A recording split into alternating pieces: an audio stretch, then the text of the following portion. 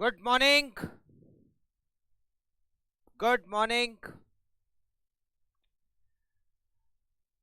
जागने का समय आ चुका है और capital structure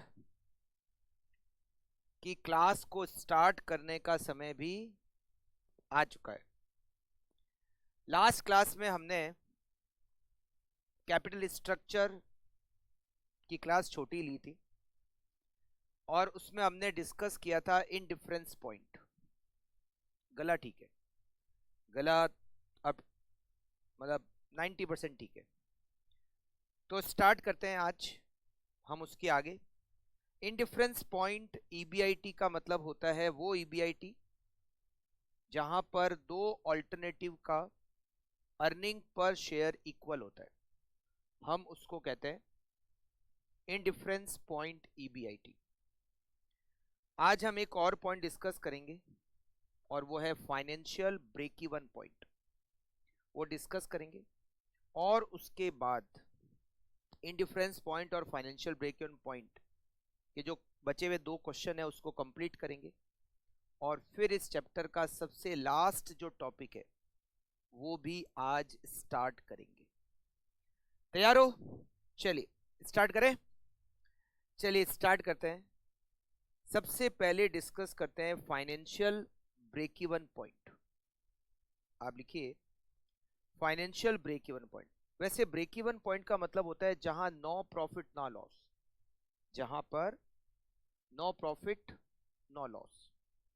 financial break even point का मतलब है वो ईबीआईटी जहां पर अर्निंग पर शेयर जीरो होगा, वो ईबीआईटी जहां पर अर्निंग पर शेयर जीरो होगा, हम उसको कहते हैं financial break even point. EBIT at which EPS is zero, मतलब नो प्रॉफिट नो लॉस। तो आप सबसे पहले तो फाइनेंशियल ब्रेक इवन पॉइंट का मतलब लिख लीजिए। फाइनेंशियल ब्रेक इवन पॉइंट इसको अंडरलाइन करके लिख लीजिए, level of EBIT at which level of EBIT at which EPS is zero, at which EPS is zero. अब इसको कैलकुलेट कैसे करते हैं? ईपीएस का फॉर्मूला बताया हमें। ईपीएस का फॉर्मूला क्या होता है? EPS equal to EBIT minus interest 1 - t minus preference dividend divided by number of equity share. ये ईपीएस का फॉर्मूला होता है। हमें ईपीएस को जीरो करना है और पता करना है ईबीआईटी, वो ईबीआईटी जहां पर हमारा अर्निंग पर शेयर जीरो हो जाएगा। तो इस फॉर्मूले को थोड़ा सा सिंप्लीफाई करें तो आप सीधा लिख सकते हो, अगर एक कंपनी में केवल इक्विटी शेयर है, प्रेफरेंस शेयर है ही नहीं, डिबेंचर नहीं है, लोन नहीं है, तो financial break even point EBIT होगा जीरो। मतलब जब आपका ईबीआईटी जीरो होगा तो अर्निंग पर शेयर भी जीरो हो जाएगा, अगर आपकी कंपनी में केवल और केवल इक्विटी शेयर है। अगर आपकी कंपनी के कैपिटल में इक्विटी शेयर प्लस डेप्ट है, अगर आपकी कंपनी की कैपिटल स्ट्रक्चर में इक्विटी शेयर और डेप्ट है, तो अगर आपका ईबीआईटी इंटरेस्ट के इक्वल होगा, इंटरेस्ट के बराबर होगा, तो आपका ईपीएस जीरो हो जाएगा। अगर आपकी कैपिटल में इक्विटी शेयर और प्रेफरेंस शेयर है,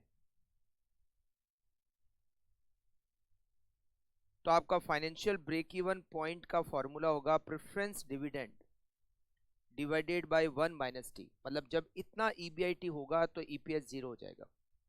ये मैं आपको बता रहा हूं अलग अलग कैपिटल स्ट्रक्चर पर फाइनेंशियल ब्रेक इवन पॉइंट का फॉर्मूला। कैपिटल स्ट्रक्चर और financial break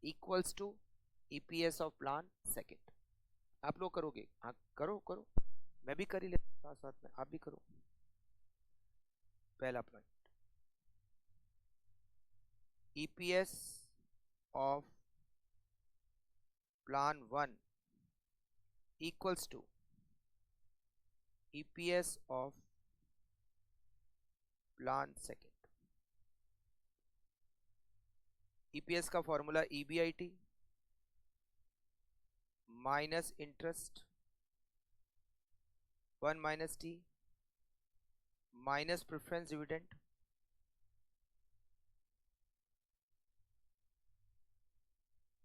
divided by number of equity shares equals to EBIT minus interest 1 minus T minus preference dividend divided by number of equity shares. EBIT को हम मान लेंगे x minus first plan में आपका जो interest है 5 लाख का 10% 50,000 1 माइनस 0.35 टैक्स की रेट और प्रेफरेंस डिविडेंड भी है। देखो यहाँ 25,000 शेयर है, प्रेफरेंस शेयर 25,000 शेयर है, एक शेयर 100 रुपए का है, तो 25 लाख रुपए के प्रेफरेंस शेयर है। डिविडेंड की रेट 12% है, तो 25 लाख का 12% 3 lakh, preference dividend 3 lakh divided by number of equity share. First plan में नंबर ऑफ शेयर्स है 15,000 इक्वल्स टू x माइनस यहां पर सेकेंड प्लान में डिबेंचर का अमाउंट है 15 लाख, उसका 11% 165 इंटरेस्ट 1 माइनस 0.35 प्रेफरेंस डिविडेंड 0 और number of equity share 30,000। Solve करें। 0.5 x को 0.65 से मल्टीप्लाई करेंगे तो 0.65x माइनस 0.65 को 50,000 से मल्टीप्लाई करेंगे तो 32,500 माइनस 3 लाख। अच्छा ये तो 2 और ये हो गया 1 divided by 1 equals to 0.65x minus 1,65,000 into 0.65 107,250 minus 0 divided by 2 को क्रॉस मल्टीप्लाई करें 1.3x माइनस 32,500 को 2 से मल्टीप्लाई करोगे तो 65,000 माइनस 3 लाख को 2 से मल्टीप्लाई करोगे तो 6 लाख इक्वल्स टू 1 को मल्टीप्लाई करोगे क्रॉस तो 0.65x माइनस के 107,250 1.3x minus 0.65x remaining 0.65x equals to 6 lakh इधर आएगा तो प्लस का, ये भी प्लस का और ये माइनस का 557,750 x इक्वल्स टू 557,750 में डिवाइड करेंगे 0.65 का तो 858,077 it is indifference point EBIT. मतलब ये वो ईबीआईटी है जहां पर प्लान 1 और प्लान 2 दोनों का अर्निंग पर शेयर इक्वल है। It is called indifference point EBIT. ठीक, फिर हमें सेकंड प्लान में क्या पता करना है? Financial break even point. Financial break even point, financial break even point. देखो प्लान 1 में equity share, preference share, debenture, तीनों है। तो प्लान 1 में फाइनेंशियल ब्रेक इवन पॉइंट का फॉर्मूला हो जाएगा interest preference dividend divided by 1 minus T. First plan में इंटरेस्ट का अमाउंट है 50,000 प्लस प्रेफरेंस डिविडेंड 3 लाख, इसमें डिवाइड करेंगे 1 माइनस 0.35, 50,000 प्लस 3 लाख में डिवाइड करेंगे 0.65 का, 461,538 और ये दोनों ऐड होकर 5,11,538।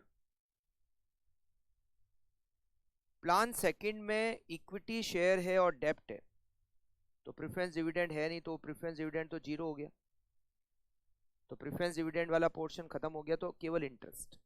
और इंटरेस्ट कितना है 1,65,000। तो ये आपका क्वेश्चन नंबर 8 कंप्लीट हो गया। एग्जाम में ये इंडिफरेंस पॉइंट और फाइनेंशियल ब्रेक इवन पॉइंट हाँ कम आता है। इंडिफरेंस पॉइंट और फाइनेंशियल ब्रेक इवन पॉइंट के क्वेश्चंस एग्जाम में कम आते हैं। अभी तक देखो ना, ऐसा कुछ खास क्वेश्चन एग्जाम में नहीं आ रखे। ये चैप्टर भी एग्जाम के हिसाब से बहुत ज़्यादा इंपॉर्टेंट नहीं है, कम क्वेश्चंस आते हैं इस चैप्टर में से। जैसे पहले चैप्टर क्या था, लिवरेज, कॉस्ट ऑफ कैपिटल, हाँ ये मैंने बताया भी था, करेक्ट, ठीक है।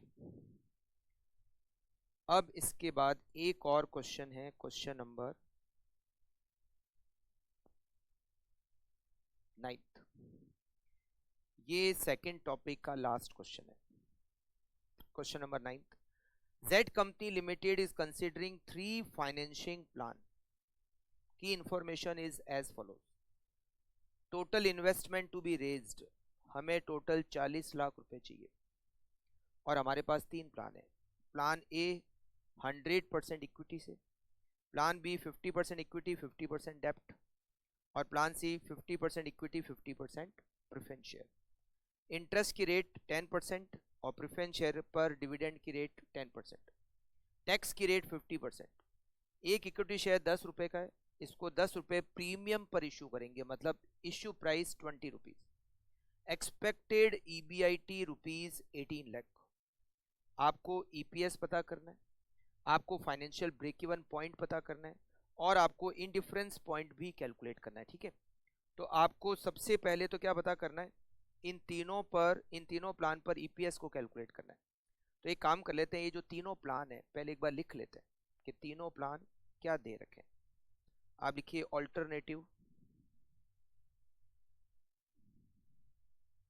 Financing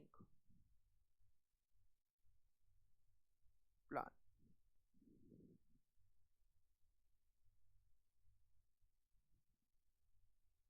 total requirement is 40 lakh और हमें यहाँ 3 प्लान दे रखे, ए बी और सी।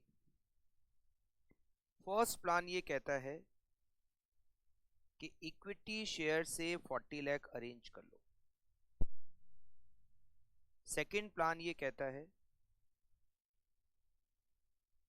आधा पैसा इक्विटी से और आधा पैसा डेब्ट से। और थर्ड प्लान ये कहता है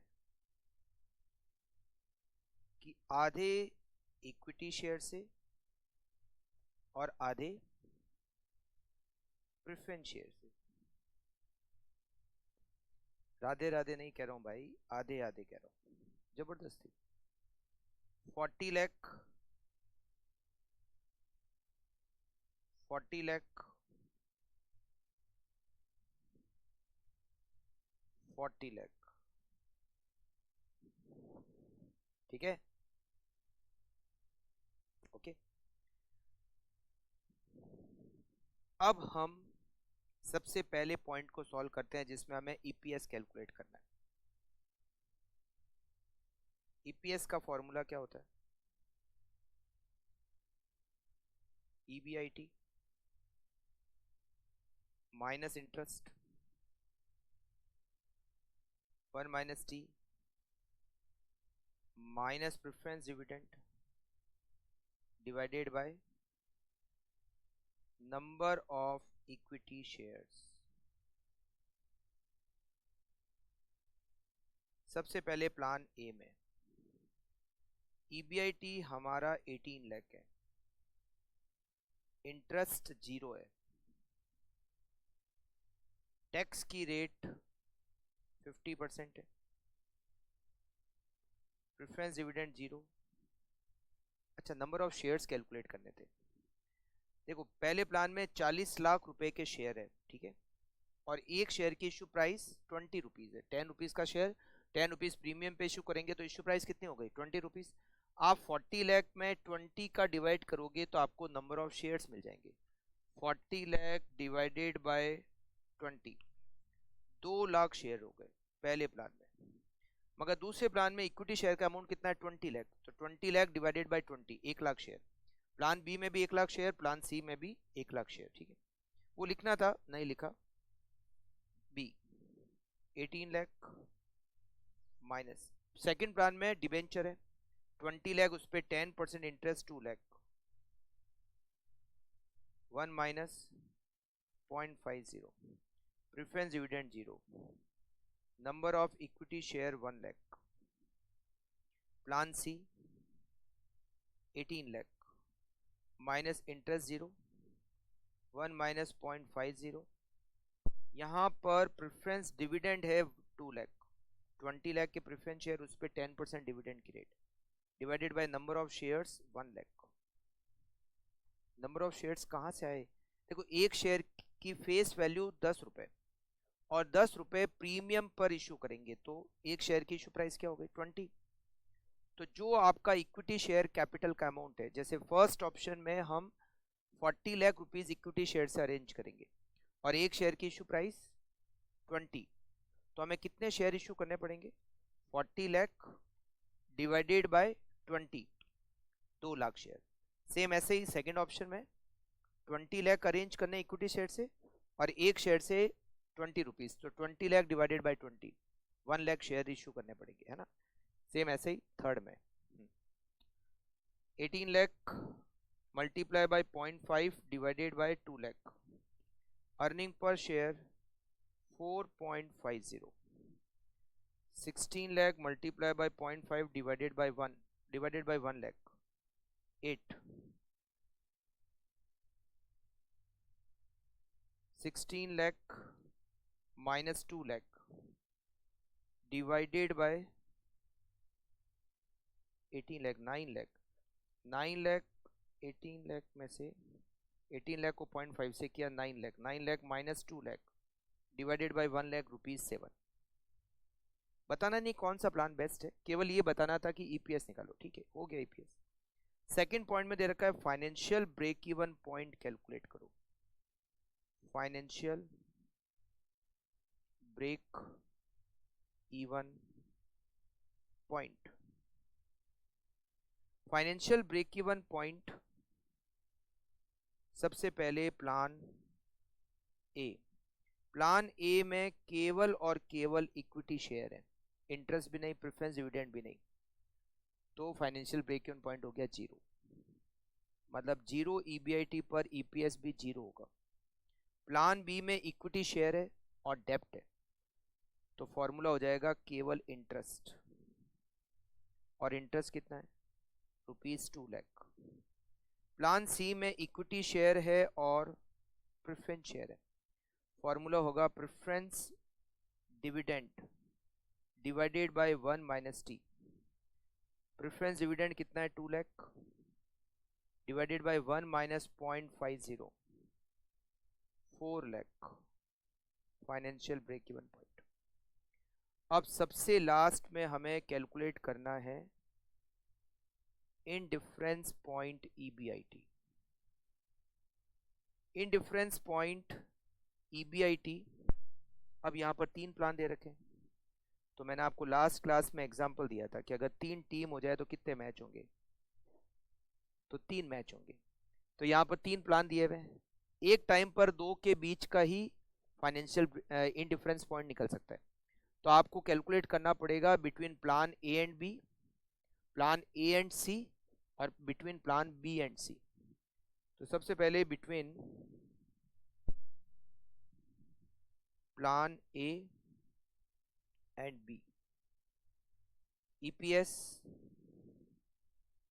of plan A equals to EPS of plan B. EPS का formula EBIT minus interest 1 minus T minus preference dividend divided by number of equity share equals to EBIT minus interest 1 minus T minus preference dividend divided by number of equity share. पहले plan में, अच्छा, EBIT को हम क्या मानेंगे, x minus, पहले plan में interest 0, 1 minus 0.50, preference dividend 0, और number of share 2 lakh equals to, दूसरे प्लान में x minus interest 2 lakh, 1 minus 0.50, preference dividend 0, divided by number of equity share 1 lakh, 1 2 0.5x divided by 2 equals to 0.5x minus 1 lakh divided by 1। 2 cross multiply होगा तो x minus 2 lakh equal to 0.5x, ये बचेगा 0.5x equals to 2 lakh, x equal to ₹4 lakh, मतलब 4 लाख के EBIT पर plan A और plan B का earning पर शेयर इक्वल हो जाएगा। अब हम करेंगे बिटवीन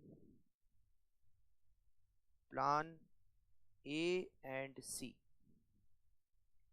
EPS, हाँ ऐसा करना पड़ेगा, बड़ा हो जाएगा क्वेश्चन, बात सही है बट करना पड़ेगा। EPS ऑफ प्लान सी,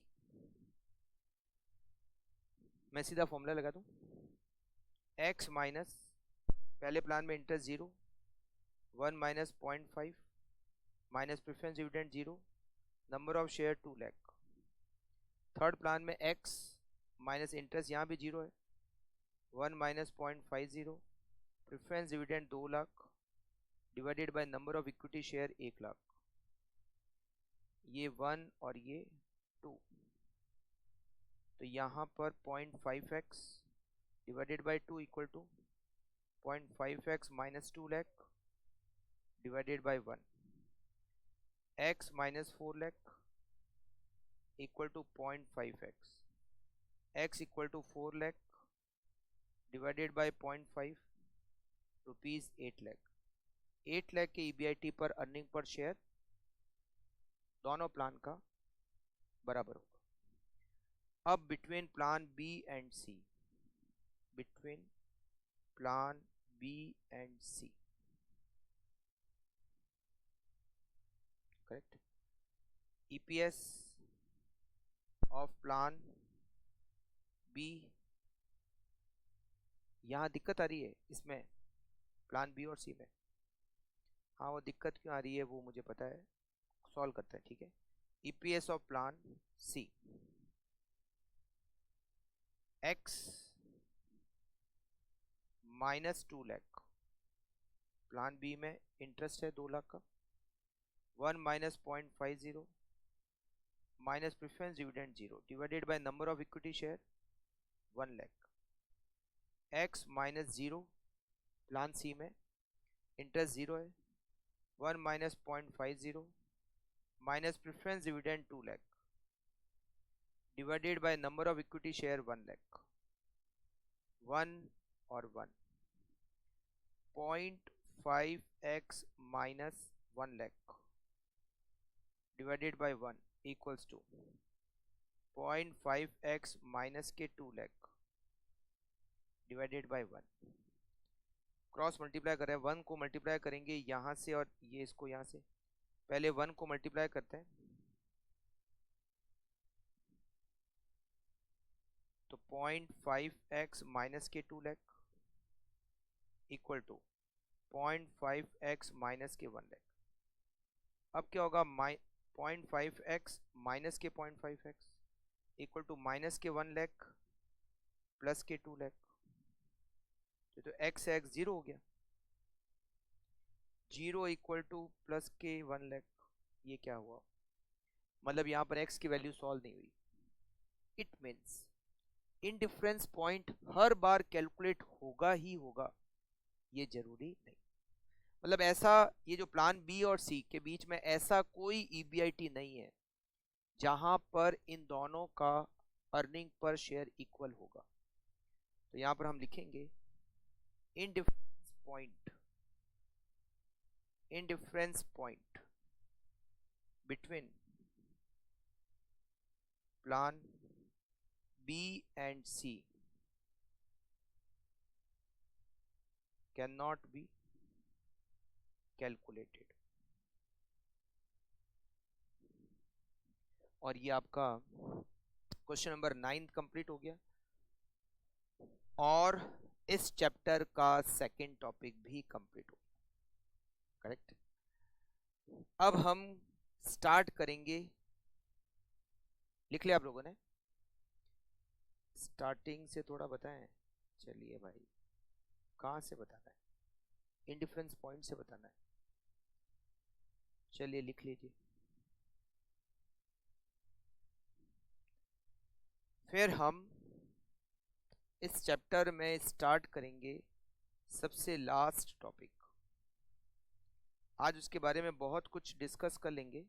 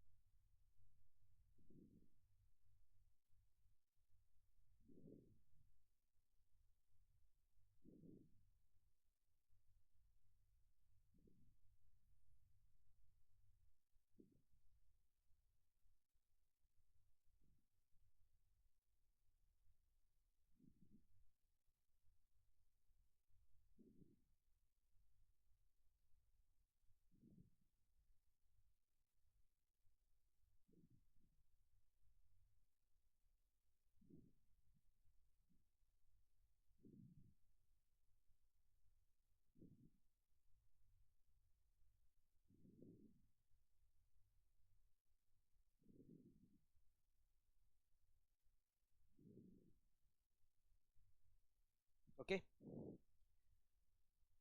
चलिए, बाकी तो लिख लिया ना? ठीक है, हाँ ठीक, ओके। अब हम डिस्कस करते हैं इस चैप्टर का सबसे लास्ट टॉपिक, और वो है डिफरेंट अप्रोचेस। ये डिफरेंट अप्रोचेस क्या है, इसमें क्या दे रखा है, आज हम बहुत कुछ इसके बारे में डिस्कस करने वाले हैं और नेक्स्ट क्लास में इसको हम कंप्लीट करेंगे। ठीक है, तो यहां पर आप हेडिंग लगा लीजिए, डिफरेंट अप्रोचेस।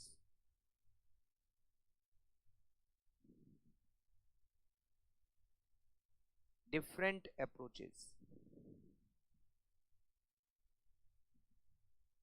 Different approaches. ये डिफरेंट जो अप्रोचेस दे रखा है वो दे क्या रखा है? देखो, ये जो अप्रोचेस है इसमें बेसिकली दे रखा है कि आपके पास जो सोर्स ऑफ कैपिटल है, जहां से आप कैपिटल को अरेंज करते हो, उनमें से बेस्ट सोर्स क्या है? इक्विटी शेयर बेस्ट है या डेब्ट बेस्ट है? बेस्ट क्या है? ज़्यादा कौन से सोर्स का यूज़ करना चाहिए और किस सोर्स का कम यूज़ करना चाहिए, ये सब कुछ इसके बारे में दे रखा है। डिफरेंट अप्रोचेस, इसके अंदर 4 थ्योरी दे रखी है, मतलब 4 अप्रोचेस दे रखी है। एक अप्रोच का नाम है नेट इनकम अप्रोच, जिसको शॉर्ट में कहते हैं एनआई अप्रोच। सेकंड दे रखा है नेट ऑपरेटिंग इनकम अप्रोच, जिसको शॉर्ट में कहते हैं एनओआई अप्रोच। थर्ड दे रखा है एमएम अप्रोच, और फोर्थ दे रखा है ट्रेडिशनल अप्रोच। तो सबसे पहले तो इन सारी अप्रोच के नाम हम लिख लेते हैं। सबसे पहली अप्रोच कौन सी? नेट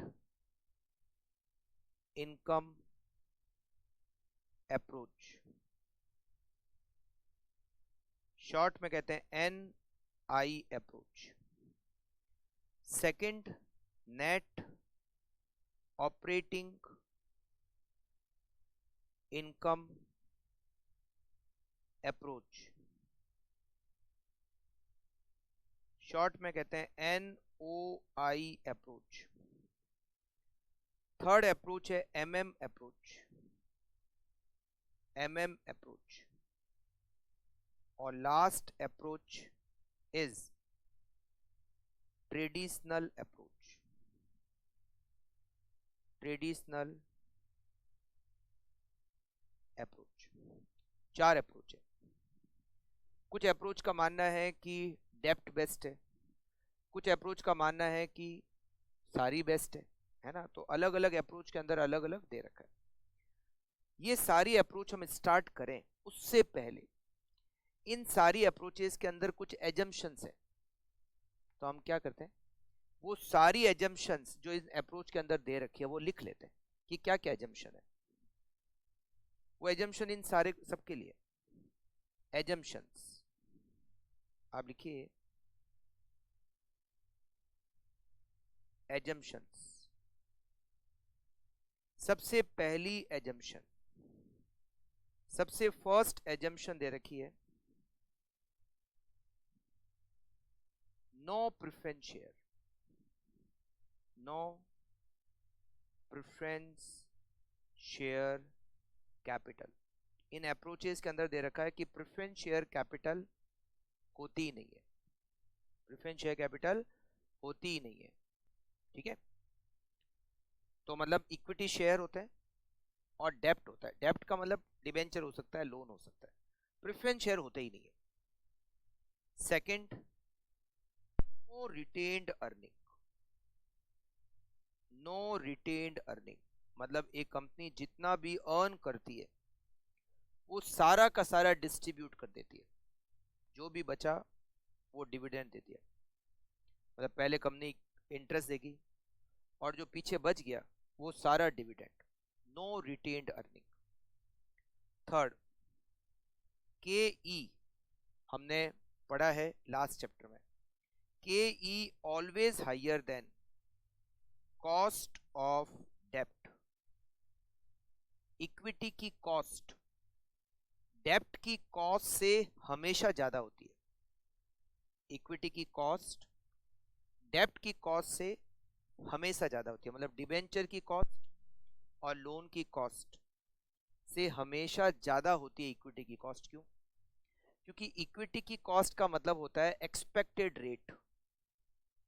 जो इक्विटी शेयर होल्डर होता है वो कंपनी की रिस्क ले रहा है, और रिस्क ले रहा है इस कारण से उसकी एक्सपेक्टेशन हाई होती है, जो कि इंटरेस्ट की रेट से ज्यादा होती है। डिबेंचर होल्डर या लोन देने वाले को केवल इंटरेस्ट चाहिए, उसको रिस्क नहीं लेनी। But equity share holder risk ले रहा है, तो रिस्क ले रहा है तो उसकी एक्सपेक्टेशन ज्यादा होगी। तो के ई ऑलवेज हायर देन के डी एंड के एल। डिबेंचर की कॉस्ट और लोन की कॉस्ट से हमेशा ज्यादा होती है इक्विटी शेयर की कॉस्ट। मतलब इक्विटी शेयर महंगा सोर्स है और डेप्ट सस्ता सोर्स है। ये सारी अप्रोचेस के अंदर एजम्पशन है, और वैसे प्रैक्टिकली होता भी यही है। फोर्थ, अभी एक बार के लिए हम मान लेते हैं कि टैक्स है ही नहीं, टैक्स निल। मगर बाद में एक अप्रोच ऐसी है जिसने बताया कि अगर टैक्स होता है तो क्या होता है, और वो है एमएम अप्रोच। मतलब MM अप्रोच को विदाउट टैक्स भी पढ़ेंगे और विथ टैक्स भी पढ़ेंगे। बाकी सारी जो NI NOI और ट्रेडिस में तो टैक्स है ही नहीं, ठीक है। फिफ्थ, एक ऑप्टिमम कैपिटल स्ट्रक्चर कौन सा होता है, मतलब एक बेस्ट कैपिटल स्ट्रक्चर कौन सा होता है जहां पर market value of firm is maximum, जहां पर फर्म का मतलब बिजनेस, एक कैपिटल स्ट्रक्चर बेस्ट कौन सा होता है जहां पर बिजनेस की मार्केट वैल्यू मैक्सिमम होती है, या फिर जहां पर ओवरऑल कॉस्ट ऑफ कैपिटल जिसको हम weighted average cost of capital भी कहते हैं, इज मिनिमम, जहां पर market value of firm maximum होती है और overall cost of capital minimum होती है, ठीक है। तो दो क्राइटेरिया, जहां मार्केट वैल्यू सबसे ज्यादा होगी वो बेस्ट कैपिटल स्ट्रक्चर है, या फिर जहां ओवरऑल कॉस्ट ऑफ कैपिटल सबसे कम होगी वो बेस्ट कैपिटल स्ट्रक्चर। अच्छा, ये दोनों एक ही जगह पर होंगे, मतलब जहां मार्केट वैल्यू सबसे ज्यादा होगी वहीं पर ओवरऑल कॉस्ट ऑफ कैपिटल सबसे कम होगी, मतलब ये दोनों एक ही जगह पर होंगे, ठीक है ना। ऐसे नहीं है कि एक कैपिटल स्ट्रक्चर है वहां मार्केट वैल्यू ज्यादा है और दूसरा कैपिटल स्ट्रक्चर है वहां ओवरऑल कॉस्ट ऑफ कैपिटल कम है, ऐसा नहीं होगा, दोनों एक ही जगह पर होंगे, ठीक है। ये 5 एजम्पशन है जो हमने लिखी है। अब यहां पर क्वेश्चन आता है कि ये मार्केट वैल्यू ऑफ फर्म क्या है, what is market value of firm, और ये ओवरऑल कॉस्ट ऑफ कैपिटल, दोनों के बारे में डिस्कस करते हैं। अब यहां पर आप लिखिए मार्केट वैल्यू ऑफ फर्म का मतलब क्या, market value of firm, market value of firm का मतलब है market value of equity plus डेब्ट, इक्विटी की मार्केट वैल्यू और डेब्ट की मार्केट वैल्यू, मतलब डेब्ट की मार्केट वैल्यू वो डेब्ट ही होती है, दोनों की वैल्यू को ऐड करने से हमें मार्केट वैल्यू ऑफ फर्म पता चलती है, ठीक है। अब यहां पर एक चीज और आ गई, ये मार्केट वैल्यू ऑफ इक्विटी कैसे निकालते हैं, market value of equity equals to dividend divided by KE। अगर मैं डिविडेंड में KE का डिवाइड करता हूं तो मुझे मार्केट वैल्यू ऑफ इक्विटी मिल जाती है, डिविडेंड डिवाइडेड बाय KE। जब आप एक शेयर के डिविडेंड में KE का डिवाइड करोगे तो एक शेयर की मार्केट वैल्यू आएगी, बट जब आप टोटल डिविडेंड में KE का डिवाइड करोगे तो आपको टोटल सारे शेयर की मार्केट वैल्यू आएगी। तो dividend divided by KE equals to market value of equity, correct. तो market value of firm, market value of equity plus डेब्ट, और market value of equity equals to dividend divided by KE।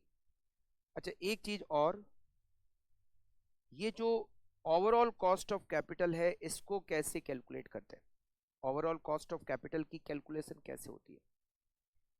वैसे तो overall cost of capital का मतलब क्या, overall cost of capital का मतलब होता है weighted average cost of capital, but और weighted average cost of capital कैसे निकालते हैं हमने लास्ट क्लास में समझा था, वो टेबल बनाते हैं, source, amount, weight, cost, weighted average cost.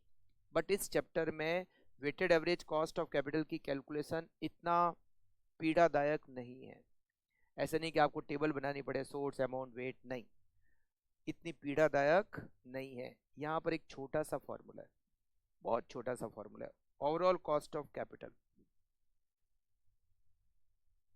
Formula है EBIT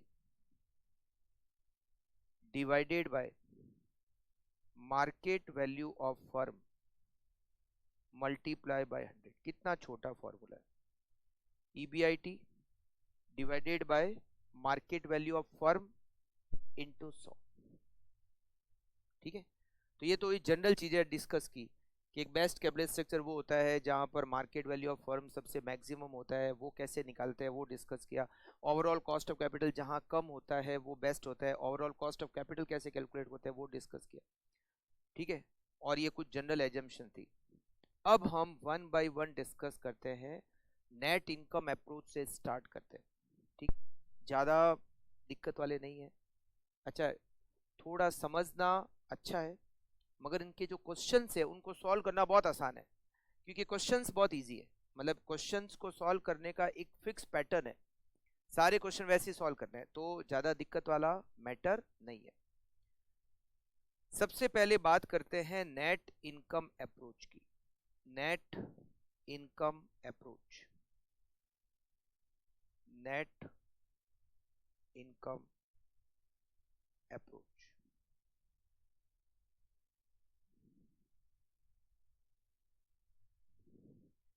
एक पर्सन है, मतलब एक आप लोगों में से एक स्टूडेंट है, वो पहुंच गया अपने फादर के पास कि पापा मुझे एक नया बिजनेस करना है और इसके लिए मुझे 20 लाख रुपए चाहिए। पापा ने थोड़ा गुस्से में देखा, क्या कहा कि लोन लेना है। 20 लाख रुपए का क्या लेना है? लोन लेना है, आपसे नहीं मांग रहा है ना। 20 लाख रुपए लोन लेना है और मुझे एक बिजनेस स्टार्ट करना है। पापा ने कहा ठीक है, ओके। अच्छा, वो जो लड़का है उसके पापा बैंक में जॉब करते हैं, उसके फादर एसबीआई में जॉब करते हैं। कहाँ जॉब करते हैं? एसबीआई। तो उसने कहा मुझे लोन लेना है, तो क्या आप मुझे एसबीआई से पता करके बता दोगे कि लोन देंगे नहीं देंगे, आपकी बैंक मुझे लोन देगी नहीं देगी, और अगर देगी तो क्या रेट ऑफ इंटरेस्ट पे देगी। तो फादर ने कहा ठीक है, तुझे लोन चाहिए ना, मैं मेरी बैंक से दिला दूंगा। मतलब उसके फादर की बैंक नहीं है, बट जो जहाँ काम करता है वो अपना ही मानता है उसको। तो उसने कहा मैं तुझे एसबीआई से 20 लाख का लोन दिला दूंगा, ठीक है, तू मेरे ऊपर बात। ओके, फादर ने सब पता कर लिया और शाम तक जाके बेटे को बता दिया कि 20 लाख का लोन मेरी बैंक तुझे दे देगी, रेट ऑफ इंटरेस्ट होगी 10%। कितनी होगी? 10%। 20 लाख का loan, per annum rate of interest 10%। बेटे ने कहा ठीक है।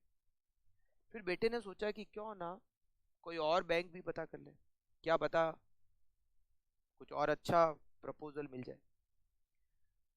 बेटा है वो अगले दिन पहुंच गया एचडीएफसी बैंक में। कहाँ पहुंचा? एचडीएफसी बैंक, प्राइवेट बैंक है, वहां पहुंच गया। उसका एक फ्रेंड वहां पे जॉब करता है, उसको पूछा कि यार मेरे को लोन चाहिए 20 लाख रुपए का। उसने कहा कि बिल्कुल दे देंगे, बैंक का काम ही लोन देना है, कितना चाहिए?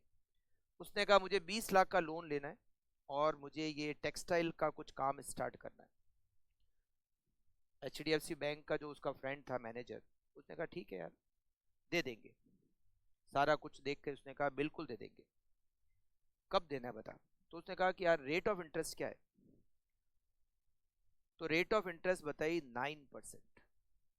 एचडीएफसी बैंक का जो मैनेजर था उसने कहा हम 20 लाख का लोन आपको दे देंगे, rate of interest is 9% per annum. अब वो लड़का क्या करेगा?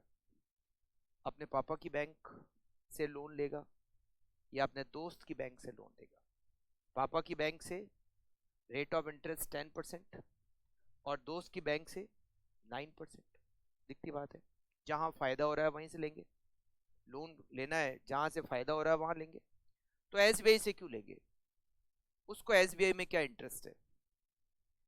ब्याज ज्यादा लग रहा है एसबीआई में, एचडीएफसी में कम लग रहा है, तो दिखती बात है एचडीएफसी से ही अरेंज करेगा। उसने डिसाइड कर लिया कि मुझे एचडीएफसी बैंक से लोन लेना है, 1% रेट ऑफ इंटरेस्ट कम है। तो 20 लाख का 1%, एक साल का 20,000 रुपए ब्याज कम लगता है। ठीक है ना, अच्छी बात है। ओके, नेक्स्ट मॉर्निंग उसके फादर ने कहा कि वो तूने लोन के लिए बात कर ली थी ना, मैंने भी आगे कर ली, चलो बैंक चलते हैं और सारे डॉक्यूमेंट कंप्लीट करके तुझे लोन दिला देता हूँ मैं बैंक से, एसबीआई से। तो उस बेटे ने कहा कि अब मैं एसबीआई से लोन नहीं ले रहा। तो पापा ने कहा क्यों भाई, क्यों नहीं ले रहा? कि मैं इसलिए नहीं ले रहा क्योंकि मुझे एचडीएफसी बैंक से कम रेट ऑफ इंटरेस्ट पे लोन मिल रहा है, तो मैं क्यों 10% पे लूंगा, 9% भी मिल रहा है, आपकी बैंक दे रही है 10%, मुझे 9 पे ही मिल रहा है। तो उसके फादर ने कहा जब तुझे एसबीआई से लोन लेना ही नहीं था तो मुझे बात क्यों की? मैंने भी बैंक में सब जो को बता दिया कि मेरे बेटे को लोन चाहिए, सबने कहा बिल्कुल दिला देंगे, ये कर देंगे वो कर देंगे, अब तू कह रहा है लोन ही नहीं देना। तो बेटे ने कहा इसमें क्या बात हो गई, जहां से मुझे फायदा होगा मैं वहीं से लोन लूंगा, आपकी बैंक भी 9% पे दे दे, मैं तो एसबीआई से ले लूंगा, मैं एचडीएफसी से क्यों लूं? एचडीएफसी रेट ऑफ इंटरेस्ट 1% कम ले रही है तो मैं वहीं से लूंगा ना। तो फादर ने कहा ये गलत बात है भाई, तू एसबीआई को छोड़ के एचडीएफसी बैंक से लोन ले रहा है, तेरे फादर जो है वो एसबीआई में जॉब जॉब करते हैं। अब मेरे जो भी साथ में बैंक में कलीग है वो क्या कहेंगे, यार ये क्या बात हो गई, ते मतलब तुम जॉब करते हो एसबीआई में और बेटे को लोन दिला रहे हो एचडीएफसी बैंक से। तो बेटे ने कहा यार ये कौन सा बात हो गई, मुझे अगर एसबीआई से भी 9% पे आप लोन दिला दो, 9% रेट ऑफ इंटरेस्ट पे लोन दिला दो, मैं ले लूंगा। फादर ने कहा नहीं, रेट ऑफ इंटरेस्ट तो 10 ही लगेगी, इससे कम नहीं लग सकती, वो भी तेरे लिए लग रही है, बाकी तो दूसरों से ज्यादा है, तू मेरा बेटा है इसीलिए तेरे से 10% लग रही है, बाकी तो 10, 30 या 11% या 12% ये रेट ऑफ इंटरेस्ट है। तो बेटे ने कहा इसीलिए मैं एचडीएफसी से ले रहा हूँ क्योंकि 1% ब्याज कम है। फिर उसके फादर ने कहा तूने पक्का डिसाइड कर लिया कि तू एचडीएफसी बैंक से लोन ले लेगा? बेटे ने कहा हाँ, इसमें क्या डिसाइड करना, साफ दिख रहा है कि वहाँ फायदा होगा। तो फादर ने कहा कि चल एक काम कर, अगर तू एचडीएफसी बैंक से लोन लेता है तो तेरे को इस घर में कोई जगह रहने को नहीं मिलेगी, निकल जा आज के आज, अभी के अभी, तुझे इस घर में रहना ही नहीं है, जा एचडीएफसी बैंक में जाके रह जा। बेटे ने कहा ये कौन सी बात हो गई, ये कैसा मतलब मैटर है, ये कौन सी लड़ाई है, ये पिता और पुत्र में कौन सा मतलब भयंकर युद्ध हो रहा है ना? मतलब सेंस ही नहीं है इस बात का, मुझे लोन लेना है, आपकी कोई बैंक आपकी तो है नहीं, आप भी वहां पे जॉब भी करते हो। फादर ने कहा कुछ भी हो, अगर तू एसबीआई से लोन लेता है तो इस घर में रह सकता है, अगर तुझे एसबीआई से लोन नहीं लेना है, 1 2 3। बेटे ने कहा यार ये क्या आपने धर्म संकट में डाल दिया मुझे, कहाँ जाऊंगा मैं? फादर ने कहा तू कहीं जाए मुझे कोई मतलब नहीं, तूने मेरी बात नहीं मानी, 1% के लालच में तू एचडीएफसी बैंक से लोन ले रहा है, मेरी बैंक में इज्जत खराब हो रही है, वो तू देख ही नहीं रहा। बेटे ने कहा यार 20,000 रुपये की इज्जत खराब होगी, ये क्या मतलब हो गया, अब क्या करे? बेटे को कुछ समझ नहीं आ रहा, घर पे तो रहना ही पड़ेगा। बहुत सोचा उसने, बेटे ने क्या करे क्या करे। फादर ने एक दिन का टाइम दिया, सोच ले, या तो घर या एचडीएफसी बैंक। बहुत सोचा उसने, फिर उसके दिमाग में एक आइडिया आया कि यस, ऐसा हो सकता है। वो गया फादर के पास, शाम को जब फादर आए बैंक से तब उसने कहा कि पापा एक काम हो सकता है, आपने कहा एसबीआई से लोन लेना है, ठीक है, क्या जरूरी है क्या कि 20 लाख रुपए पूरे के पूरे एसबीआई से लूं? फादर ने कहा नहीं, ये जरूरी नहीं है, एसबीआई से तुझे लोन लेना है, मगर ये नहीं कि तू पूरा एसबीआई से ले। हाँ, अब एक काम करें, आप कितने लोन तक मुझे घर में रहने दोगे, कितने लोन तक मुझे घर में रहने दोगे? फादर ने कहा मतलब कि अगर मैं 50,000 का लोन ले लूँ एसबीआई से, बाकी के 19,50,000 एचडीएफसी। पापा ने कहा अच्छा, ज्यादा होशियारी है, 50,000 केवल, कि नहीं तो कितना, कम से कम कितना? तो फादर ने कहा भाई कम से कम 5 लाख तुझे तुझे लेना ही पड़ेगा एसबीआई से। कि ठीक है, ओके डन, 5 लाख रुपए एसबीआई से ले लेता हूँ और remaining 15 lakh rupees HDFC bank से ले लेता हूँ। अब थोड़ा नुकसान तो हो रहा है, बात सही है, मेरे को 5 लाख पे 1% ज्यादा देना पड़ेगा, पर पूरा लेने से तो अच्छा ही था। तो 5 लाख रुपए मैं एसबीआई से ले लेता हूँ और 15 लाख रुपए मैं एचडीएफसी बैंक से ले लेता हूँ। पापा भी खुश, बेटा भी खुश। करेक्ट ना? कुछ ऐसा ही नेट इनकम अप्रोच ने बताया। नेट इनकम अप्रोच ये कहता है कि जो इक्विटी की कॉस्ट है, दो ही सोर्स है हमारे पास, एक इक्विटी और एक डेप्ट। अच्छा, ये एजम्पशन है कि इक्विटी की cost is always higher than cost of डेप्ट। इक्विटी महंगा सोर्स है, जैसे एसबीआई। हमारी इस एग्जाम्पल में हो, आप प्रैक्टिकल जाके चेक मत कर लेना, मैं तो एग्जाम्पल ही है। एग्जाम्पल के पॉइंट ऑफ व्यू से देखा जाए तो एसबीआई महंगा था, एचडीएफसी सस्ता है। तो यहां पर इक्विटी महंगा है और डेप्ट सस्ता है। बट क्या बिना इक्विटी शेयर के कंपनी बन सकती है? एक कंपनी केवल डेप्ट इश्यू करके बन सकती है क्या? नहीं बन सकती। इक्विटी तो इश्यू करने ही करने पड़ेंगे। तो एक काम करते हैं, कम से कम पैसा इक्विटी शेयर से अरेंज कर लेते हैं और बाकी का जितना भी पैसा वो डेप्ट से अरेंज कर लेते हैं। तो नेट इनकम अप्रोच ये कहता है कि सबसे बेस्ट सोर्स होता है डेप्ट। मगर एक कंपनी 100% कैपिटल डेप्ट से अरेंज नहीं कर सकती, इक्विटी तो इशू करने ही करने पड़ेंगे। तो एक काम करते हैं, minimum to minimum equity share and remaining पूरा फंड डेप्ट से। It is net income approach. अगर ऐसा किया जाएगा तो आपकी जो ओवरऑल कॉस्ट ऑफ कैपिटल है वो कम लगेगी और आपकी जो मार्केट वैल्यू ऑफ फर्म है वो मैक्सिमम हो जाएगी। ओवरऑल कॉस्ट कम और market value maximum. It is net income approach. समझा? अब थोड़ा सा अमाउंट से कैलकुलेट करके देखते हैं कैसे। हम WACC कैलकुलेट करते थे, weighted average cost of capital. उसमें हम क्या करते थे, एक कॉलम बनाते थे सोर्स का, एक बनाते थे अमाउंट का, अमाउंट के बाद एक लेते थे वेट, एक लेते थे कॉस्ट और एक लेते थे weighted average cost of capital. ठीक है? मान लो एक कंपनी में 100% जो अरेंजमेंट ऑफ फंड है वो इक्विटी शेयर से, नो डेप्ट। तो इक्विटी का वेटेज क्या हो गया? 1। 100% मतलब 1, पूरा पैसा इक्विटी से, डिबेंचर है ही नहीं। और मान लेते हैं इक्विटी की कॉस्ट 20% है, तो वेट और कॉस्ट को मल्टीप्लाई करेंगे तो वेटेड एवरेज कॉस्ट कितनी आएगी? 20%। आपकी वेटेड एवरेज कॉस्ट 20% है। ये एक ऑप्शन है कि 100% पैसा कहां से अरेंज करो? इक्विटी शेयर से। अब लेते हैं दूसरा ऑप्शन, इक्विटी से अरेंज करते हैं 80% और बाकी बचा हुआ पैसा डेप्ट से अरेंज करते हैं 20%। ये हो गया 1। 80% इक्विटी और 20% डेप्ट। इक्विटी की कॉस्ट 20% है KE, और मान लेते हैं डेप्ट की कॉस्ट 10% है, मतलब इक्विटी से सस्ता होगा डेप्ट। ये एजम्पशन भी है और प्रैक्टिकली होता भी यही है। अब आप 0.8 को 20 से मल्टीप्लाई करोगे तो क्या हो गया? इक्विटी 16% और ये कितना हो गया? 2%। आपकी अब वेटेड एवरेज कॉस्ट हो गई 18%। पहले क्या थी? 20%। जब आप अपनी कैपिटल में 100% इक्विटी का यूज कर रहे थे तो आपकी ओवरऑल कॉस्ट 20% थी।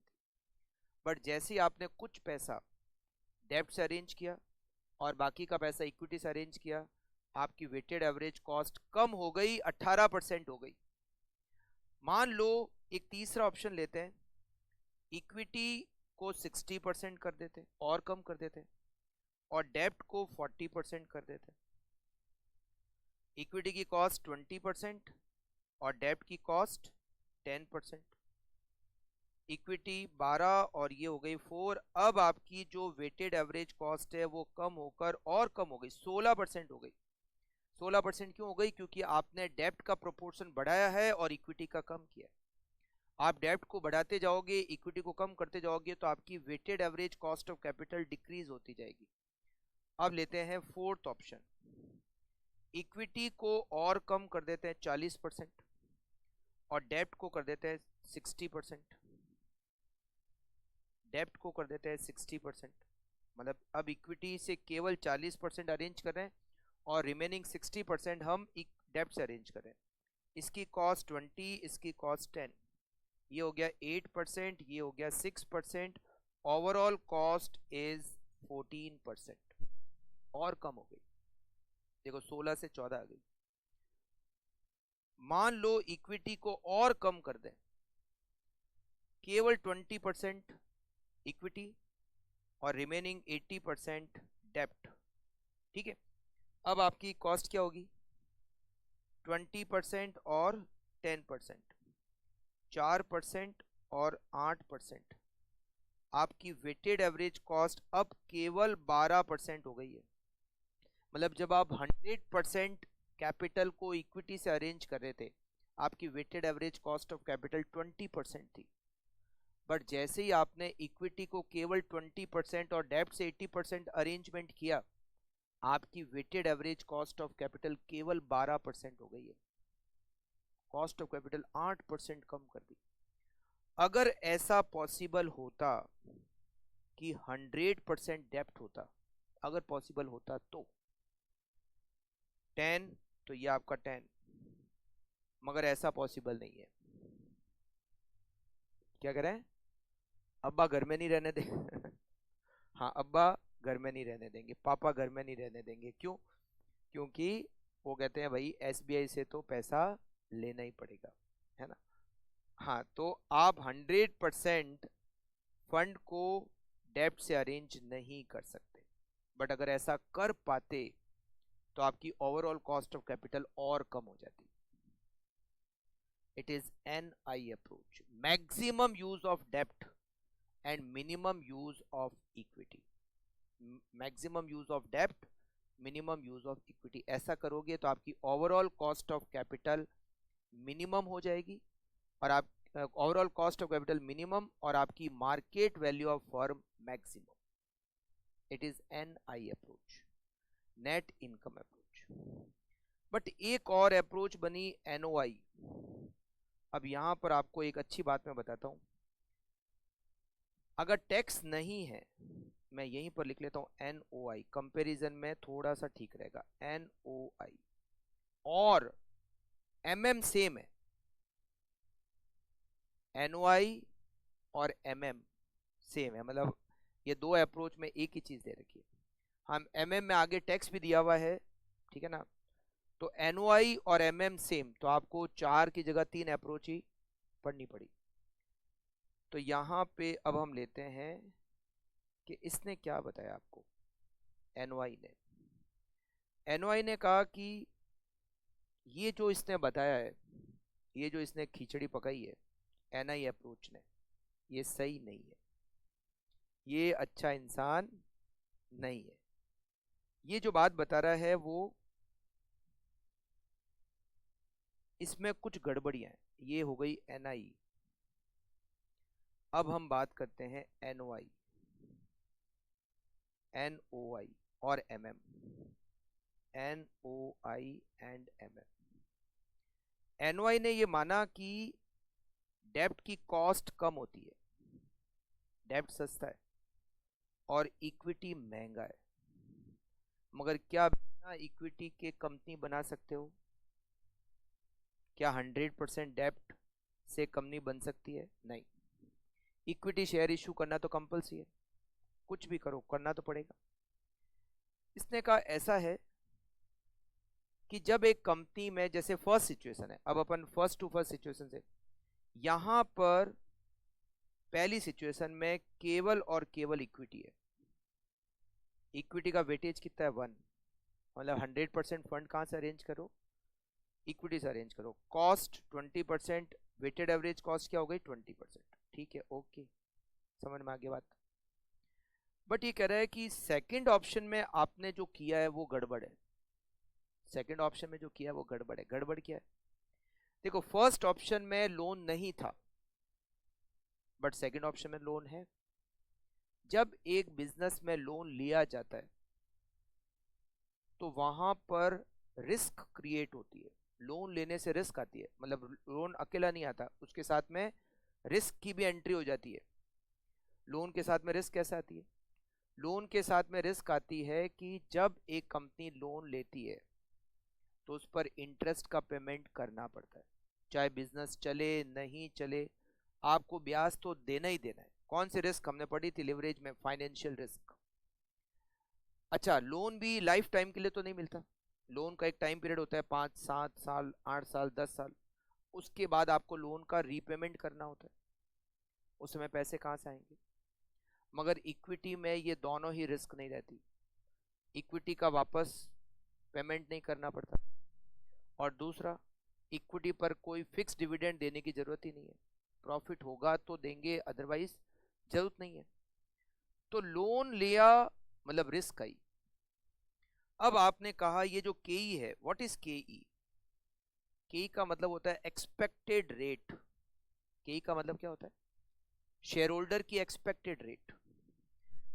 पहली सिचुएशन में एक्सपेक्टेड रेट 20% है, यहां पर रिस्क नहीं है क्योंकि लोन नहीं है। लोन नहीं है तो रिस्क नहीं है, रिस्क नहीं है तो एक्सपेक्टेड रेट कितनी है? 20%। बहुत ध्यान से समझना, लोन नहीं है तो रिस्क नहीं है, रिस्क नहीं है तो एक्सपेक्टेड रेट क्या है? 20%। बट सेकंड सिचुएशन में लोन है, और अगर लोन है मतलब रिस्क है, और रिस्क है तो भी शेयर होल्डर की एक्सपेक्टेड रेट 20%। मतलब ये कुछ इस तरह की बात हो गई कि आप सीएमए करो या बीकॉम करो, आपकी एक्सपेक्टेशन सेम है कि बीकॉम करो मेरी एक्सपेक्टेशन महीने के 20,000 कमाने की है, और सीएमए करो तो भी मेरी एक्सपेक्टेशन महीने की 20,000 कमाने की है। ऐसा होता है क्या? बीकॉम में रिस्क नहीं, सीएमए में रिस्क है। तो जब बीकॉम करने से आपकी एक्सपेक्टेशन 20,000 है, तो सीएमए करने से आपकी एक्सपेक्टेशन 20,000 की थोड़ी ना होगी। सीएमए करने से आपकी एक्सपेक्टेशन ज्यादा होगी क्योंकि आप रिस्क ले रहे हो। जहां रिस्क लेते हो वहां एक्सपेक्टेड रेट ज्यादा होती है, जहां रिस्क नहीं लेते वहां एक्सपेक्टेड रेट कम होती है। राइट? फर्स्ट सिचुएशन में आप पूरा पैसा इक्विटी से अरेंज कर रहे हो, रिस्क नहीं है, फाइनेंशियल रिस्क नहीं है, आपकी एक्सपेक्टेड रेट 20% है, ओके। बट सेकंड सिचुएशन में आप कुछ पैसा डेब्ट से अरेंज कर रहे हो, मतलब आप रिस्क ले रहे हो, फाइनेंशियल रिस्क ले रहे हो। यहां पर भी आपकी एक्सपेक्टेड रेट 20% है, गलत। सेकंड सिचुएशन में आपकी एक्सपेक्टेड रेट 20% से ज्यादा होगी। ये 20% नहीं होगी, ये जो 20% है ये 20% नहीं होगी, 20% से ज्यादा होगी। क्यों? क्योंकि आप रिस्क ले रहे हो, और रिस्क लेने पर एक्सपेक्टेशन बढ़ जाती है। जिस बिजनेस में रिस्क ज्यादा होती है वहां एक्सपेक्टेशन ज्यादा होती है, जहां कम रिस्क होती है वहां एक्सपेक्टेशन कम होती है। तो सेकंड सिचुएशन में शेयर होल्डर की एक्सपेक्टेड रेट ज्यादा होगी, 20% नहीं होगी, ज्यादा होगी। अब कितनी ज्यादा होगी? तो एनवाई अप्रोच ने बताया कि एक्सपेक्टेड रेट उतनी होगी जिससे कि ओवरऑल कॉस्ट ऑफ कैपिटल पर कोई फर्क नहीं पड़े। मतलब कैसे समझना, ये इक्विटी और ये डेब्ट। आपने इक्विटी कितनी की? 80%। डेब्ट कितना? 20%। ये 1 हो गया, ठीक है। डेब्ट की कॉस्ट कितनी है? 10%, ठीक है, ओके। 10 को इससे मल्टीप्लाई किया, ये कितना हो गया? 2%। जब आप केवल 100% इक्विटी थी, आपकी कैपिटल में केवल इक्विटी थी, तो आपकी वेटेड एवरेज कॉस्ट क्या आ रही थी? 20%। तो ये कह रहा है कि लोन लेने के बाद भी आपकी weighted average cost of capital 20% ही रहेगी। क्यों रहेगी? इसने कहा देखो ये 20 रहेगी, 20 में से ये 2 माइनस किए तो ये कितना आ गया? 18%। ये 18% में आप 0.8 का डिवाइड करो, 18 में आप 0.8 का डिवाइड करो, it is 22.5% balancing figure. NY ने बताया कि जैसे ही आप लोन लोगे आपकी एक्सपेक्टेड रेट बढ़ जाएगी, और एक्सपेक्टेड रेट बढ़ने की वजह से आपकी ओवरऑल कॉस्ट ऑफ कैपिटल पर कोई इफेक्ट नहीं पड़ेगा। मतलब जो ओवरऑल कॉस्ट ऑफ कैपिटल आपकी पहले थी वही ओवरऑल कॉस्ट ऑफ कैपिटल आज की आपकी आज भी है। मतलब पहले भी आपकी weighted average cost of capital 20%, आज भी आपकी weighted average cost of capital 20%। पहले लोन नहीं था, अब है, मगर weighted average cost of capital पर कोई इफेक्ट नहीं पड़ा। अब जैसे मान लो तीसरी सिचुएशन लेते हैं यहाँ पर आपने क्या किया, इक्विटी को 60% कर दिया, ओके। डेप्ट 40%, ठीक है, ये हो गया 1। अब यहाँ पर आपकी जो वेटेड एवरेज कॉस्ट है ना, ये तो 20 ही रहेगी। अब यहाँ पर डेप्ट की कॉस्ट कितनी है, 10%, ये हो गया 4%। आपको कई बैलेंसिंग फिगर निकालनी पड़ेगी। कैसे, अब रिवर्स चलो, 20 में से 4 गए, 16, और 16 में आप डिवाइड करो 0.6 का, 26.67, अभी देखते हैं, 26.67। यहाँ देखो, यहाँ पर क्या हुआ, आपने लोन और बढ़ा दिया। सेकंड सिचुएशन में जितना लोन था, थर्ड सिचुएशन में उससे ज्यादा लोन हो गया। लोन बढ़ा, रिस्क बढ़ी, रिस्क की एक्सपेक्टेशन बढ़ गई।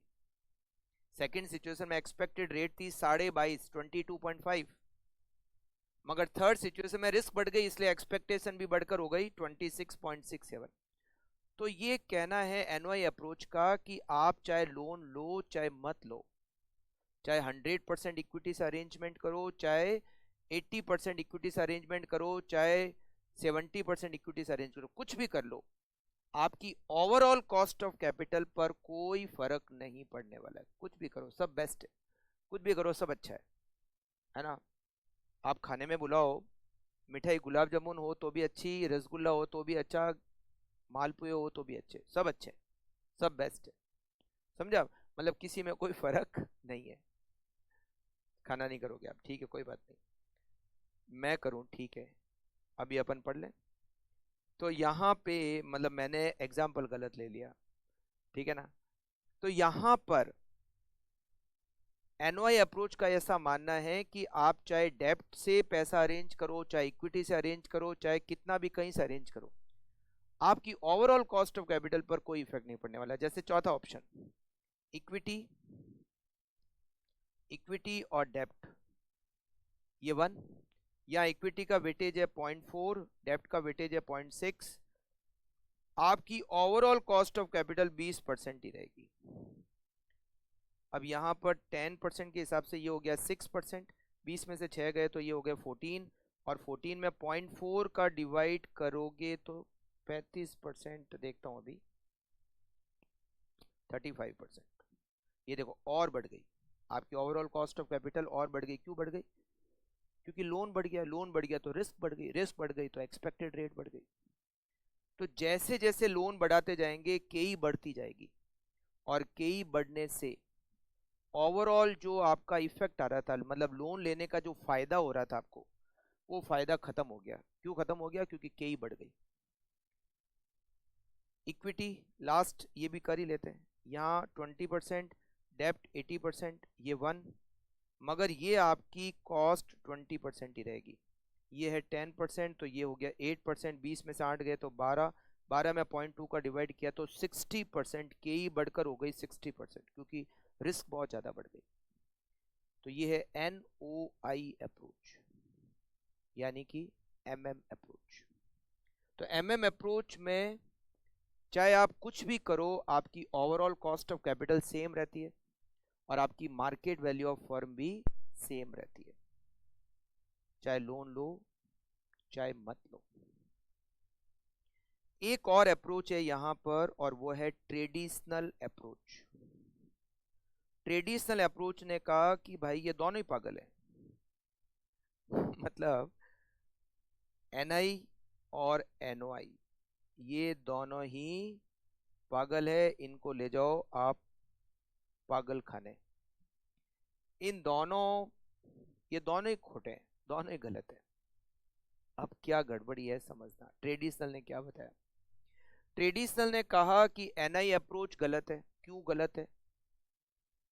NI अप्रोच इसलिए गलत है कि इसने कहा कि चाहे लोन लो चाहे मत लो, एक्सपेक्टेड रेट, जैसे यहां दिया हुआ है इस एग्जांपल में 20%, पहले में लोन नहीं है, एक्सपेक्टेड रेट 20%, दूसरे में लोन थोड़ा है, expected rate 20% equity share holder की, तीसरे में डेब्ट थोड़ा और बढ़ा है, फिर भी एक्सपेक्टेड रेट 20%। मतलब लोन बढ़ रहा है, रिस्क बढ़ रही है, एक्सपेक्टेड रेट पे कोई फर्क नहीं आ रहा। तो ये तो गलत है। एक्सपेक्टेड रेट तो बढ़ेगी ना, जब लोन बढ़ेगा तो रिस्क बढ़ेगी, रिस्क बढ़ेगी तो एक्सपेक्टेड रेट बढ़ेगी, तो ये गलत है। चलो ये गलत है तो ये सही है फिर। तो फिर एनओआई सही होना चाहिए। इसने तो जैसे जैसे लोन बढ़ाया वैसे वैसे एक्सपेक्टेड रेट भी बढ़ाई। इसने कहा नहीं ये भी खोटा है।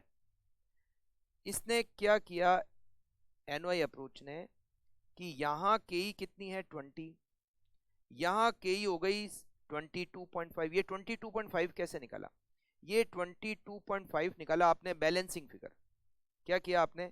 आपने ये 20 सेम टू सेम यहाँ रख दिया, 20 में से 2 माइनस करके 18 निकाला और 18 में 0.8 का डिवाइड किया तो ये 22.5% आ गया। उसने कहा कि शेयर होल्डर की एक्सपेक्टेड रेट बढ़ेगी, मगर जरूरी है क्या कि 20% से बढ़कर बराबर 22.5% ही होगी? हो भी सकता है ना कि 20 से बढ़कर 21 हो जाए, 20 से बढ़कर 23 हो जाए, 20 से बढ़कर 24 हो जाए। मतलब एग्जैक्टली जरूरी है क्या 20 से 22.5 ही होगी?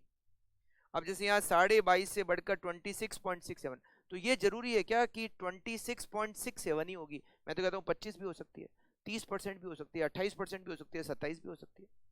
रेट बढ़ने का मतलब ऐसा नहीं है कि एग्जैक्टली बढ़कर इतनी ही होगी, कम ज्यादा भी तो हो सकती है। तो इसने कहा ऐसा करना पड़ेगा कि हमें जितने भी प्लान ऑल्टरनेटिव दे रखे हैं उन सबको इंडिविजुअल एनालाइज करना पड़ेगा कि अगर लोन इतना लिया जाए, इतनी इक्विटी से अरेंज किया जाए तो केई क्या होगी, लोन पे इंटरेस्ट कितना होगा, फिर डब्ल्यूएससी क्या होगी। मतलब किसी का किसी से कोई लिंक नहीं है। मतलब 1 2 3 4 5 ऑल्टरनेटिव जो दे रखे हैं सब अलग अलग है। आप सबका अलग अलग एनालिसिस करो। ऐसे मत करो कि ये कई बड़ा कि आपने यह बैलेंसिंग फिगर यहाँ लिख दिया और ऐसे ऐसे नहीं करना है। आप सबको अलग अलग एनालाइज करो कि अगर इतना लोन लिया जाए तो एक्सपेक्टेड रेट क्या होगी। ये आप मार्केट से पता करो, शेयर होल्डर से पता करो कि अगर हम इतना लोन ले ले तो उनकी एक्सपेक्टेशन क्या होगी। ऐसे बैलेंसिंग फिगर आपको नहीं कैलकुलेट करना है। तो ये कहता है कि हर ऑप्शन का सेपरेट एनालिसिस करना पड़ेगा, मतलब इंडिविजुअल एनालिसिस करना पड़ेगा, and then you have to decide which option is best. हमें जितने भी ऑप्शन दे रखे होंगे हर ऑप्शन पर मार्केट वैल्यू कैलकुलेट करनी है और overall cost of capital calculate करनी है। जिस ऑप्शन पर market value of firm maximum और overall cost of capital minimum, हम उस ऑप्शन को एक्सेप्ट करेंगे। It is traditional approach. तो इसने ये नहीं बताया कि कौन सा बेस्ट है, इसने कहा देखकर बताना पड़ेगा, देखना पड़ेगा, चेक करना पड़ेगा। मतलब पहले से नहीं कह सकते कि फर्स्ट बेस्ट होगा या फिफ्थ बेस्ट होगा या फोर्थ बेस्ट होगा, कैलकुलेट करना पड़ेगा। एनआई ने तो बताया जहां लोन सबसे ज्यादा है वो बेस्ट है, आंख बंद करके टिक कर दो, जहां सबसे ज्यादा लोन वो बेस्ट। एनओआई ने बताया सब बराबर है, मगर ट्रेडिशनल ने कहा सबका अलग अलग कैलकुलेशन होगा, फिर देखेंगे कौन सा बेस्ट है। पहले से नहीं बता सकते कि ये बेस्ट होगा या ये बेस्ट होगा। It is traditional approach. ठीक है, तो हमें अब इसके प्रैक्टिकल ये तो था समझाने वाला पार्ट। अब मार्केट वैल्यू ऑफ फर्म कैसे कैलकुलेट करते हैं, ओवरऑल कॉस्ट ऑफ कैपिटल कैसे कैलकुलेट करते हैं, इन सब के आपको जो मैंने आपको लिखा है फॉर्मूले वो थोड़े से ध्यान रखने पड़ेंगे। ठीक है, तो अब हमारे बच्चे हैं इसमें क्वेश्चंस, बहुत सारे क्वेश्चंस हैं। मतलब अभी जो क्वेश्चन करेंगे पहले वो विदाउट टैक्स वाले, फिर अगर टैक्स होता है तो कहाँ फर्क पड़ता है, कैसे फर्क पड़ता है, उसके क्वेश्चंस करेंगे। वो एमएम अप्रोच में आएंगे, एमएम अप्रोच विद टैक्स। मतलब दो तरह के क्वेश्चन है, विदाउट टैक्स वाले और फिर एमएम अप्रोच विद टैक्स वाले, दो तरह के क्वेश्चंस करेंगे। ठीक है, तो नेक्स्ट क्लास में क्वेश्चंस करेंगे सारे। आज की क्लास को हम यहीं पर एंड रखेंगे। मैंने आपको कहा कि गला 100% ठीक नहीं है, 90% ठीक है, तो थोड़ा एक दिन और थोड़ा हल्का सा रेस्ट करूंगा तो 100% ठीक हो जाएगा। ठीक है, नेक्स्ट क्लास में सारे क्वेश्चंस कंप्लीट हो जाएंगे, मतलब ये चैप्टर हो जाएगा दी एंड, और फिर हमारे 3 चैप्टर कंप्लीट हो जाएंगे और फिर नेक्स्ट टू नेक्स्ट क्लास में हम 4th चैप्टर स्टार्ट करेंगे। नेक्स्ट क्लास में इसको खत्म करेंगे, नेक्स्ट टू नेक्स्ट क्लास में 4th चैप्टर बहुत छोटा है, 4th चैप्टर शायद हो सकता है 2 क्लास में कंप्लीट हो जाएगा आई थिंक। ठीक है, तो देखते हैं कि कितना कोर्स हो पाता है आने वाले कुछ दिनों में। ओके, मिलते हैं नेक्स्ट क्लास में, और नेक्स्ट क्लास में हम इसके क्वेश्चंस करेंगे। आज होमवर्क के लायक कुछ ऐसा है नहीं। हाँ, कैपलेस से खत्म हो जाए फिर एक साथ ही सारे क्वेश्चंस आपको करने ही है। ठीक है, ओके, मिलते हैं नेक्स्ट क्लास में। Okay, thank you. Take care.